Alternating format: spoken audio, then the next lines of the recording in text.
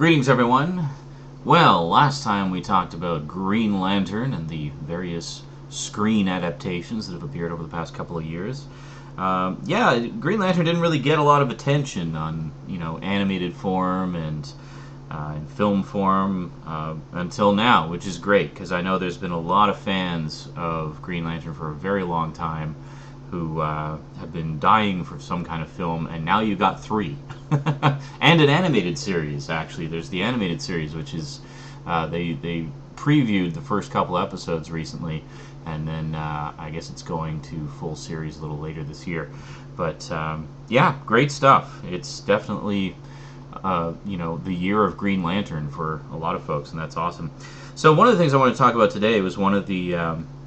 a couple of trade paperback editions that I picked up. I have not dove into the Jeff Johns epicness just yet. I will get to that probably sometime in the next couple of months. I'll pick up the first couple volumes and check that out.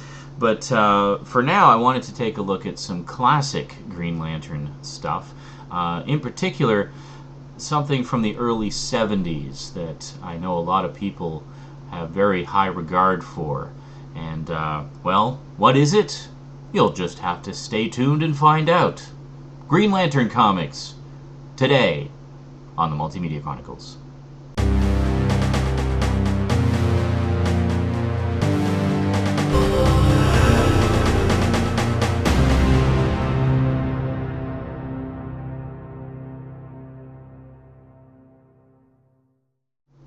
Welcome back.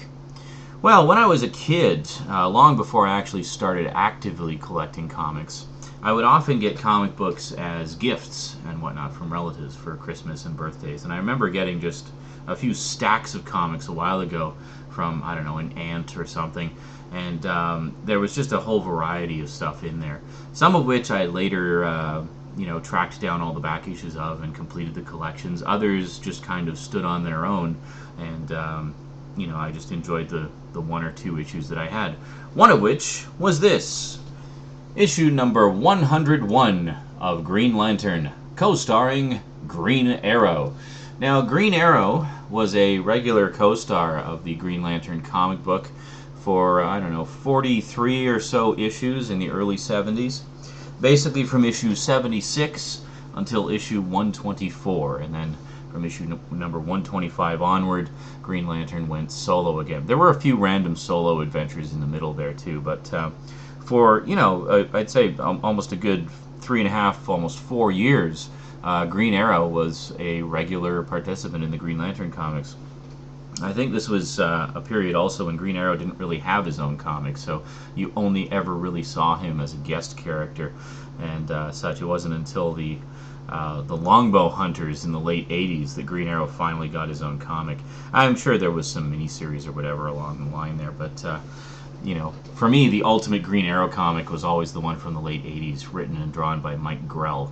Just amazing, amazing stuff. And one of the things I really enjoyed about that particular run of Green Arrow was it was very gritty and down to earth. I mean, the whole concept of that particular series was that Green Arrow decided that he'd kind of lost touch with what it meant to be a superhero and like to be really making a difference, and that he was relying too much on trick arrows and things like that. So in the Longbow Hunters, one of the central themes of it is he's basically decided to give up using trick arrows and just go back to using a straightforward longbow with just good old-fashioned steel-tipped arrows.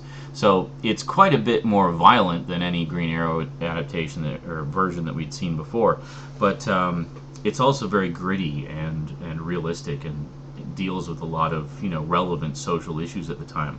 What I didn't know until recently was that this is not the first time that the Green Arrow character has taken this kind of serious turn.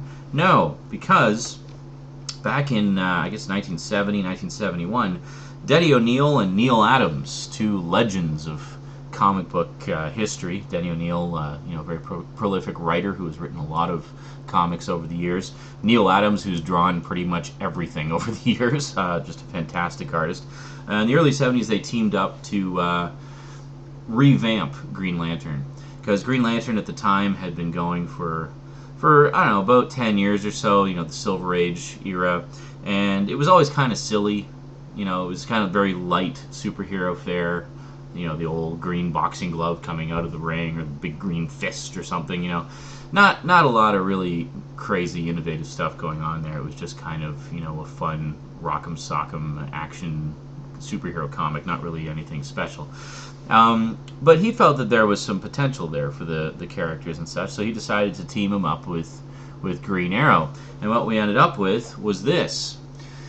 This is the 2004 edition, where Green Lantern and Green Arrow basically team up. And one of the things that one of the functions of Green Arrow in this is to bring Green Lantern back down to Earth, so to speak. I mean, the idea is, you know, they meet up and he's like, hey, you know, you've been gallivanting around the universe, saving the galaxy all over the place. You've lost touch with what it means to be human and what America is all about and things like that. So essentially they get together and they go on a road trip across America to find the real America and see if they can figure out what's going wrong with the country. And a lot of the stories center around very, you know, small scale stuff. It's not supervillains. It's basically humans being shitty to other humans, and Green Lantern and Green Arrow trying to set things right. And part of it is to do so using their abilities as little as possible. So a lot of the time they're not even in uniform. They're just, you know, they're Oliver Queen and Hal Jordan, and that's it. And it's really damn good. Now, some people have criticized these stories as being somewhat heavy-handed in their social relevance messages, and it's true, they are, but you got to consider the time that they were written. I mean, this was like 1970, 1971. Superhero comics were not written like this. I mean, they're pretty commonplace now to have comics that deal with social issues and, you know, are socially relevant and whatnot, and comment on our society and things like that. But in the early 70s, in DC Comics, never. That was unheard of. I mean, the closest thing you had to that was a lot of the Marvel comics, where, you know, Marvel superheroes would also have to deal with just sort of day-to-day humdrum stuff that the rest of us do. It's basically humanizing the superheroes. So in this case, it took this character of Green Lantern, which before had been, let's face it, a bit of a joke, and humanized him and made him into this, you know, it literally just brought him back down to Earth and made him a lot more, you know, three-dimensional of a character and such. One of the great moments in this, the very first issue, which is issue 76. These editions are beautiful, by the way. They're printed on essentially just standard comic paper stock, and but very, as you can see, just very, you know, very bright, beautiful color in them, very accurate to the original comics, but you know, far brighter and cleaner than you're likely to see in some old tattered back issues. So there's so it basically starts off where Green Lantern is just sailing over the city there, and he sees some young men basically beating on this well-to-do large gentleman. So Green Lantern sees it as these kids just beating up on some guy uncalled for, and so he basically beats up the attackers and saves the guy there. And then what happens is all the people around start throwing cans at him, and he's like, well, what the hell's going on? I just, you know, I'm helping you. I just saved you guys from these, you know, vicious punks. And let me just read a little bit to you here. So he starts to almost fight with the people who are throwing cans at him, and then Green Arrow cuts in and says, touch him first, Green Lantern, and you'll have to touch me second. And I'll touch back, believe it, chum. Back off. Go chase a mad scientist or something. And then Hal's like, Green Arrow, you're defending these anarchists? Can't you see they're breaking the law? And he says, yeah, I can see. Lots of things. Like that you've no business here. I was almost tempted to throw a can at you myself. And Hal says, you're not making sense, Green Arrow. No? Come on, I'll give you a guided tour. Look at how the other half lives, if you can call it living. So then Green Arrow takes him along, and says, and so what Green Lantern did was he actually carted one of the guys off to jail. So he says, this lady here is the grandmother of the kid you sent to headquarters. She's 80, and he's her only means of support. Mike had to drop out of school and get a crummy job because she has no one else. And then he says, that's tough, but blasted, he was breaking the law. And Green Arrow says, technically he was, sure. He lost his temper and roughed up the fat cat landlord who owns this dump. The creep who hasn't spent a cent for repairs in years. Now he figures he can make more money using the property for a parking lot, so he's going to evict the tenants. Kick a lot of old folks out on the street. Lord knows this building is bad, but they don't have anything else. Like what you've seen? Listen, I hope you enjoyed playing superhero out there. I hope it did a lot of good for your ego. And Green Lantern's just like, easy, you've no cause to yell at me. I have a job to do. I do it. Seems I've heard that line before, at the Nazi war trials. And then this elderly black man comes up and asks him, I want to ask the Ringslinger a question, Mr. Green Arrow. I've been reading about you, how you work for the Blueskins, and how on a planet you helped out the Orange Skins. And you done considerable for the Purple Skins. Only there's skins you never bothered with. The Black Skins. I want to know, how come? Answer me that, Mr. Green Lantern. And he just says, I can't. That's just a very small example of the kind of heavy shit that you experience in these volumes. There is a second volume as well, of course. There's 2 volumes total. They both have the same back cover, I don't know why, but yeah, 2 volumes representing about a dozen or so, a little over a dozen issues of Green Lantern and Green Arrow. But what great stuff. I mean, imagine being a kid in the early 70s reading this stuff, and this is a completely different side of superheroes that had never been seen before, and it's really definitely worth checking out. I mean, yeah, you can have the epic odysseys that are in the current comics, but the thing I like about these, as I said at the beginning, is the same thing I liked about the Green Arrow comics that came out, 18 years later. Just the fact that they get back down to the nature of what it means to be a hero and what it means to to make a difference and such. And you can make a difference on a very small scale. It doesn't have to be saving the universe all the time. It can just be helping some old people not get evicted from their apartment because the slumlord wants to turn it into a parking lot, And so they have some urban stories like that, and they have others where they're going cross country and they encounter people in their travels and help them out. And Black Canary joins up with them at one point, and they also have one of the Guardians of the Galaxy actually shows up, and because Green Lantern is basically trying to help out these people and such, and the Guardians are like, well, we have bigger tasks for you and such, and he's like, yeah, but I need to do this. This is important. So they actually send one of their own down to join up with them. So one of the Guardians is actually traveling with them, so he can learn about what it means to be human and what's really important on that smaller scale. And this is just a great collection, and I highly recommend picking it up if you get the chance.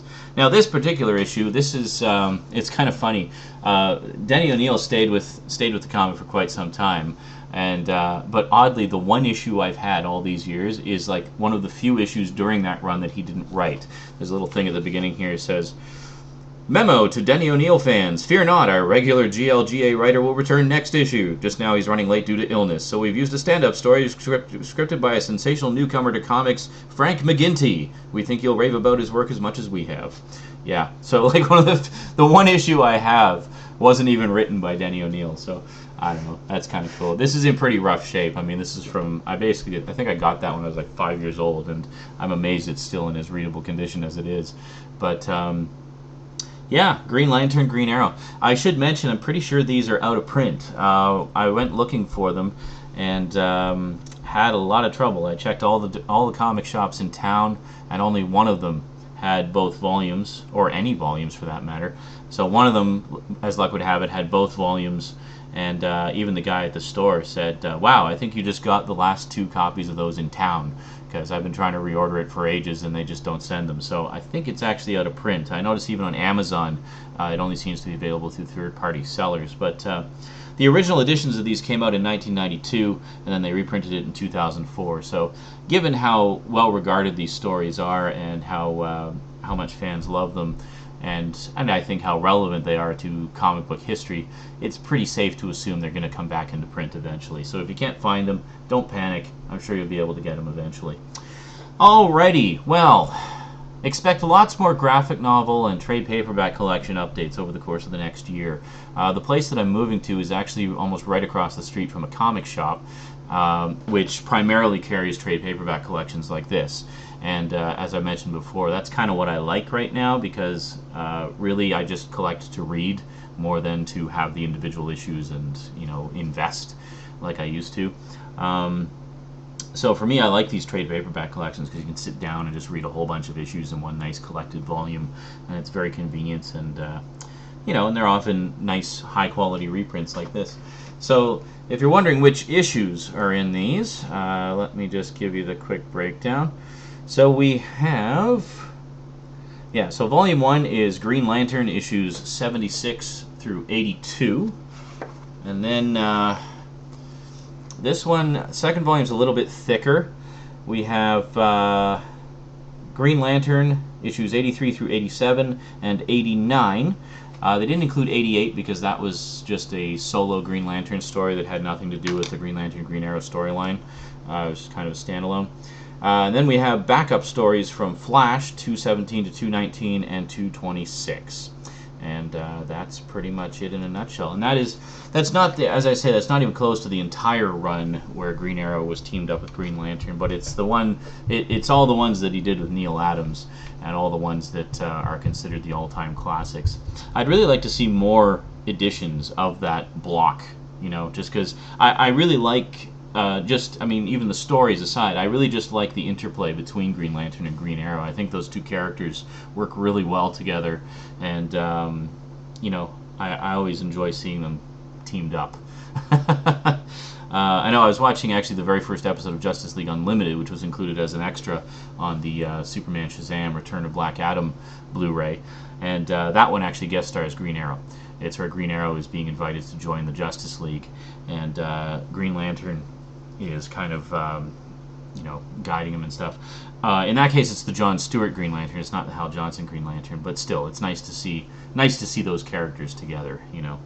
But yeah, anyway, having a great time with those. Look forward to reading more. Yeah, I guess that's it from me to you for now. So until next time, thanks for watching, and sayonara.